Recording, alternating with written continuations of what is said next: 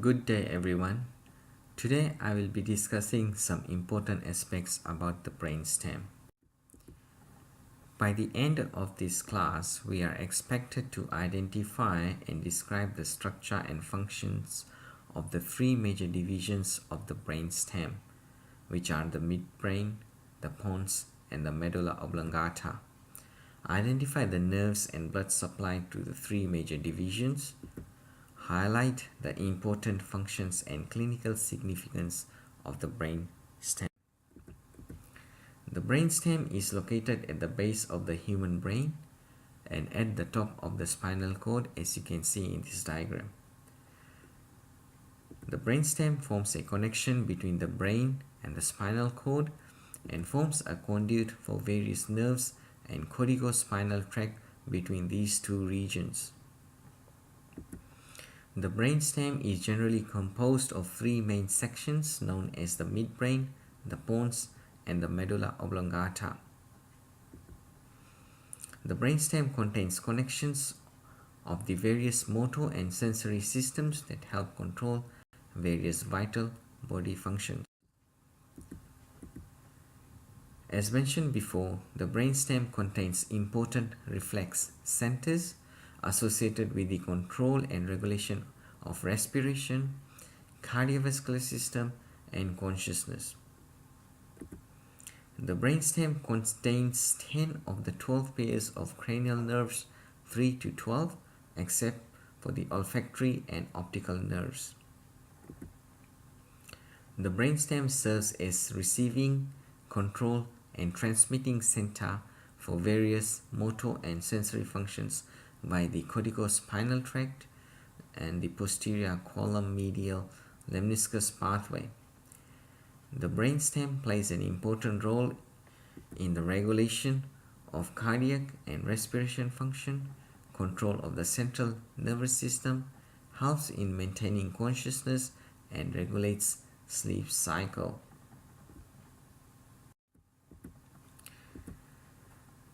The midbrain is the smallest of the three regions of the brainstem and is divided into two parts, the tectum and paired cerebral peduncles. Tectum is located posteriorly, as seen in the diagram, forms the ceiling of the midbrain and contains four rounded prominences called the colliculi. These are two superior and two inferior paired colliculi. The cerebral peduncles are located anteriorly, and a cross-sectional diagram is shown on the right, shows three parts, and these include the cerebral crus, the substantia nigra, which is a dark pigmented gray matter, and tegmentum, which contains important masses of gray matter and fiber bundles, which also includes red nucleus due to its pink color. The main function of the midbrain is to control head and eye movements from side to side.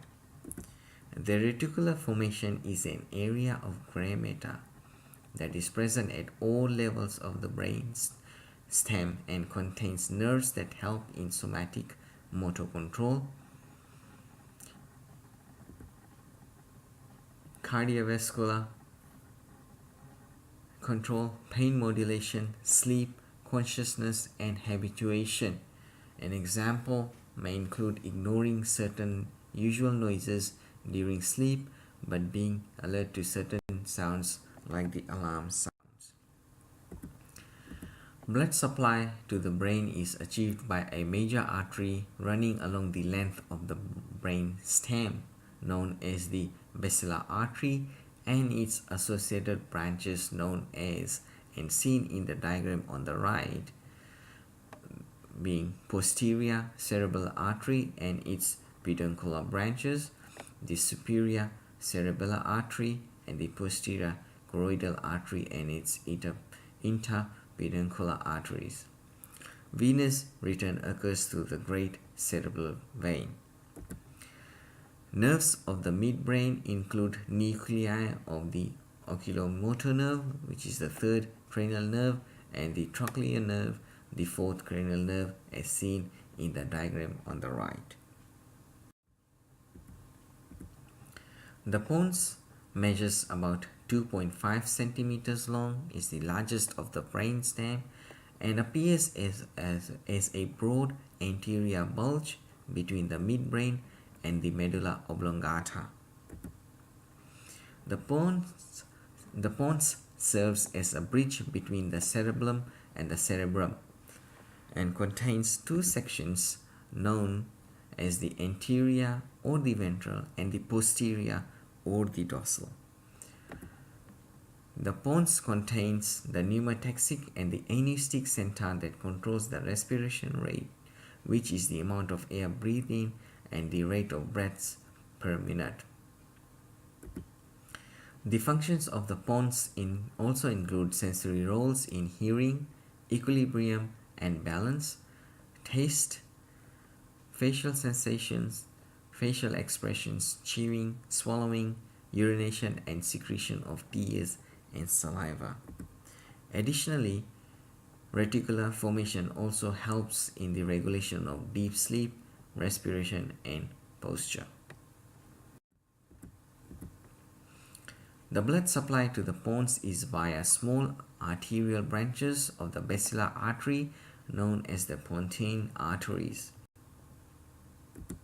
These are usually 3 to 5 paired arterial branches that are located in the mid-basilar region between the anterior inferior cerebellar artery and the superior cerebellar artery. There are 4 important nerves that originate from the pons, and these include the trigeminal nerve, responsible for feeling in the face together with biting, chewing and swallowing, the abducens nerve, which allows the eyes to look from side to side, the facial nerves, which control the facial expression, and the vestibulocochlear nerve, which transmits sounds from the ear to the brain. The medulla oblongata, also known as the medulla, is the most inferior region of the brainstem and is connected by the pons to the midbrain. The medulla is continuous inferiorly and connects to the spinal cord at the opening or the foramen magnum of the brain. The medulla is divided into two major parts: the ventral medulla, which is the anterior section, and the dorsal medulla, which is the posterior section. Ventral medulla contains a pair of triangular structures called pyramids, which lie within the pyramid tracts. Pyramids are separated by a midline called the anterior median fissure.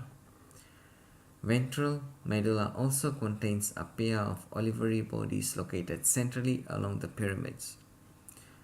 Dorsal posterior surface of the medulla has a midline structure known as the posterior median sulcus.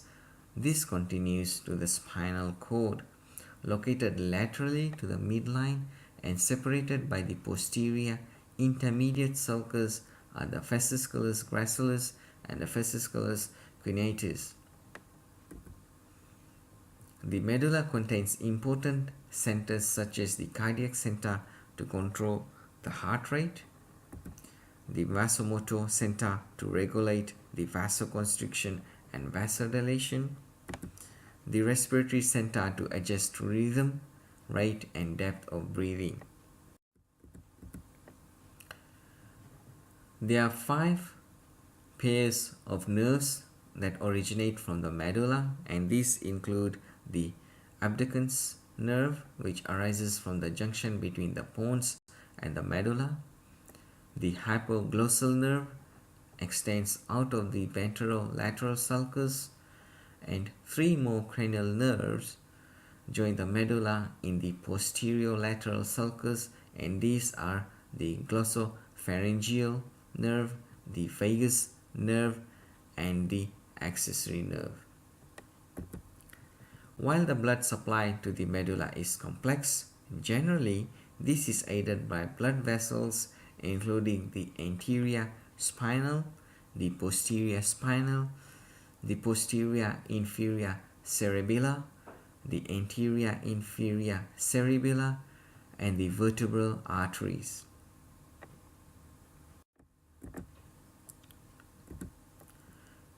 Any injury, trauma, infection, hemorrhagic stroke to certain areas of the brainstem could cause severe symptoms that could also be long lasting and irreversible, and these may include problems with vital functions like breathing, causing death, difficulty in chewing, swallowing, and speaking, weakness or paralysis in the arms, legs, or the face, problems with balance or sensation, hearing loss, vision problems, vertigo, locked in syndrome, and coma. Now that we have concluded our discussion on the brainstem, here are a couple of questions that you could think about based on the notes we have just discussed. Identify the specific regions of the brainstem which could be affected by an injury, thrombosis, or hemorrhagic stroke, explaining the various functions that could be compromised in a normal individual. And Parkinson's disease affects the neurons in the substantia nigra.